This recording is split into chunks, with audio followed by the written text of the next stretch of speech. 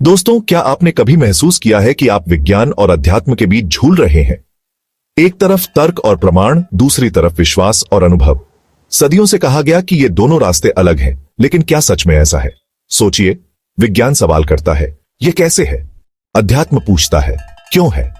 हमारे पूर्वज दोनों सवाल पूछते थे। वे बाहरी और भीतरी जगत के खोजी थे। यह यात्रा किसी एक को श्रेष्ठ साबित करने की नहीं, बल्कि दोनों को समझने की है। विज्ञान आपको चित्र की तकनीक समझाता है, अध्यात्म उसकी भावना। हिंदू धर्म हमें यह संपूर्ण दृष्टिकोण देता है, जहां भौतिक और आध्यात्मिक जगत एक ही ब्रह्मांडीय सच्चाई के दो पहलू हैं। तो आइए पुराने विचारों को छोड़कर खोजकर्ता बने, ज्ञान के इस महासागर में गोता लगाएं और देखें कि क्या आज भी यह ज्ञान प्रासंगिक है।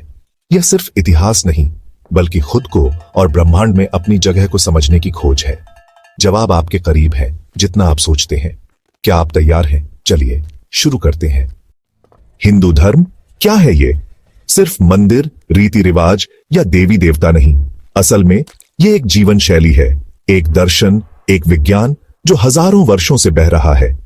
यह आपको सिर्फ मानने को नहीं कहता, बल्कि सवाल करने, अनुभव करने और खुद सत्य जानने को प्रेरित करता है। इसकी नींव है वेद, उपनिषद, रामायण, महाभारत और भगवद गीता, जो जीवन के हर पहलू को छूते हैं। ये ग्रंथ पत्थर की लकीर नहीं, बल्कि आज भी जीवंत और प्रासंगिक है। भगवद गीता आज भी जीवन की चुनौतियों में मार्गदर्शन देती है। रामायण आदर्श, संबंध और नेतृत्व सिखाती है। वेदों में रचनात्मकता और वैज्ञानिक जिज्ञासा दोनों मिलती है। सनातन धर्म को सनातन, शाश्वत इसलिए कहा जाता है क्योंकि इसके सिद्धांत आज भी उतने ही सच्चे हैं। यह एक ओपन सोर्स लाइब्रेरी है, जिसमें हर किसी के लिए कुछ है।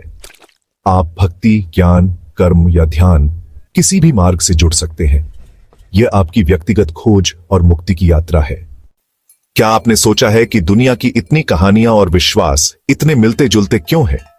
कई विद्वान मानते हैं कि कहीं एक साझा स्रोत है, आदिम ज्ञान का कुआं, जहां से अलग अलग धाराएं निकली। हिंदू धर्म को सभी धर्मों की जननी कहने का विचार इसी से आता है। यह श्रेष्ठता नहीं, संबंध की बात है। कर्म का सिद्धांत, जैसा करोगे वैसा भरोगे, बौद्ध, जैन और अन्य परंपराओं में भी मिलता है। पुनर्जन्म का विचार प्राचीन यूनानी ड्रुइड्स और आदिवासी परंपराओं में भी दिखता है। धर्म, कर्तव्य, नैतिकता, ब्रह्मांडीय नियम हर संस्कृति में किसी न किसी रूप में मौजूद है। ताओवाद का ताओ, जरथुस्त्र धर्म का अशा, अब्राह्मिक धर्मों के दिव्य कानून, सब इसी सार्वभौमिक व्यवस्था की ओर इशारा करते हैं। ये विचारों के प्रवाह और साझा मानव अनुभव का प्रमाण है। हिंदू धर्म एक पुराने बरगद की तरह है, जिसकी जड़ें गहरी हैं और शाखाएं दुनिया भर में फैली हैं। यह दिखाता है कि अलग अलग नामों और रीति रिवाजों के बावजूद हम सब एक ही परिवार का हिस्सा हैं। जब आप ध्यान से देखें तो पाते हैं कि हिंदू मिथकों की कहानियां अकेली नहीं है, ये वैश्विक मानव कहानी का हिस्सा है। जैसे महाप्रलय की कथा मनु, जिन्हें विष्णु ने बाढ़ की चेतावनी दी, नाव बनाई और मानवता को बचाया। यही कहानी बाइबल में नूह, मेसोपोटामिया में उत्न पिष्टिम, ग्रीस में ड्यूकैलियन और दुनिया भर की संस्कृतियों में मिलती है।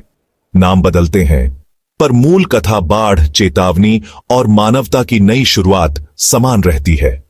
कृष्ण का जन्म, खतरे में जन्म, छुपाकर पाला जाना मूसा और यीशु की कहानियों में भी गूंजता है। ये समानताएं नकल नहीं, बल्कि साझा मानव मन की गहराई से निकली है। भविष्य की बात करें, पुराणों में कल के अवतार का उल्लेख है, जो अंधकार के अंत में आएंगे। यही थीम भविष्य में उद्धारकर्ता ईसाई, यहूदी और इस्लामिक परंपराओं में भी है। ये कहानियां दिखाती हैं कि हमारी मान्यताएं और सपने गहराई से जुड़े हैं। ये वैश्विक प्रतिध्वनियां बताती हैं कि हम सब एक साझा चेतना से जुड़े हैं। हमारी कहानियां, हमारी आशाएं एक दूसरे से कहीं ज्यादा जुड़ी हैं। आज विज्ञान कहता है, ब्रह्मांड की शुरुआत बिग बैंग से हुई, एक बिंदु से सब कुछ फैला। लेकिन हमारे प्राचीन ग्रंथ, वेद, पुराण हजारों साल पहले ही ब्रह्मांड के चक्रों की बात करते थे। वे कहते हैं, सृष्टि और प्रलय के अनंत चक्र चलते रहते हैं। ब्रह्मा का एक दिन और एक रात, 4 अरब से भी ज्यादा साल। ब्रह्मांड प्रकट होता है, फिर विलीन हो जाता है और फिर से जन्म लेता है। यह विज्ञान के बिग बैंग और बिग क्रंच के विचार से मेल खाता है। कार्ल सागन ने भी माना, हिंदू समय चक्र आधुनिक विज्ञान के समयमान से मेल खाते हैं। हमारे ऋषियों ने बिना टेलीस्कोप के अरबों साल की गणना की। यह चक्रीय दृष्टिकोण बताता है ब्रह्मांड लगातार जन्म लेता और मिटता है। ऋग्वेद का नासदीय सूक्त सृष्टि की शुरुआत पर गहरे सवाल उठाता है, जहां न अस्तित्व था न अनस्तित्व। यह सिर्फ कविता नहीं, गहरी दार्शनिक और वैज्ञानिक सोच थी। आज विज्ञान जिन सवालों से जूझ रहा है, हमारे ग्रंथों ने उन्हें हजारों साल पहले उठाया था। Scene transition. हम अक्सर सोचते हैं कि प्राचीन ऋषि सिर्फ साधना में लीन थे, लेकिन वे वैज्ञानिक भी थे। सूर्य सिद्धांत में गुरुत्वाकर्षण का उल्लेख है, पृथ्वी की ओर खिंचाव। कणाद ऋषि ने परमाणु और उपपरमाणु की अवधारणा दी। हर वस्तु सूक्ष्म कणों से बनी है। आयुर्वेद जीवन का विज्ञान, व्यक्तिगत स्वास्थ्य, संतुलन और रोकथाम पर केंद्रित है। आज की पर्सनलाइज्ड हेल्थ केयर और प्रिवेंटिव मेडिसिन आयुर्वेद की ही देन है। भारतीय ज्योतिष और गणित, पृथ्वी का घूर्णन, वर्ष की गणना, शून्य की खोज, सब हमारे ऋषियों की देन है। उन्होंने तारों, ग्रहों और ब्रह्मांड की गहराई से खोज की। यह सब सिर्फ अनुमान नहीं, बल्कि गहन अवलोकन और गणना पर आधारित था। प्राचीन ज्ञान और आधुनिक विज्ञान दोनों एक ही सत्य की खोज है।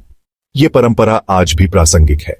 विज्ञान और अध्यात्म दोनों मिलकर जीवन को समृद्ध बनाते हैं। तो इस यात्रा का सार क्या है? हमने देखा, विज्ञान और अध्यात्म कभी अलग थे ही नहीं। सनातन धर्म एक जीवन शैली है जो हर युग में प्रासंगिक है। इसकी जड़ें गहरी हैं, शाखाएं पूरी दुनिया में फैली हैं। प्राचीन ज्ञान और आधुनिक विज्ञान दोनों मिलकर हमें संतुलन, शांति और उद्देश्य देते हैं। यह ज्ञान आज भी उतना ही जरूरी है जितना हजारों साल पहले था।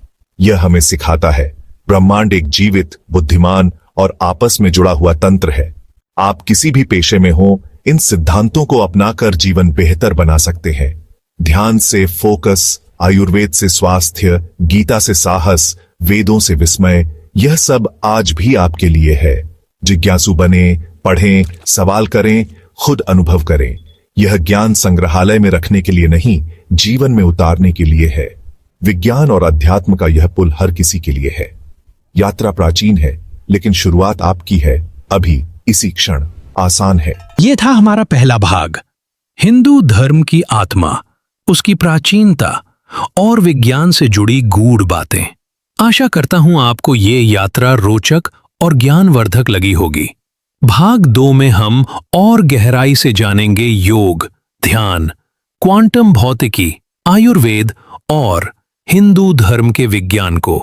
तब तक कृपया इस वीडियो को लाइक, शेयर और कमेंट करें। आपकी राय हमारे लिए बहुत महत्वपूर्ण है। आपके सुझाव से ही हम और बेहतर सामग्री ला पाएंगे।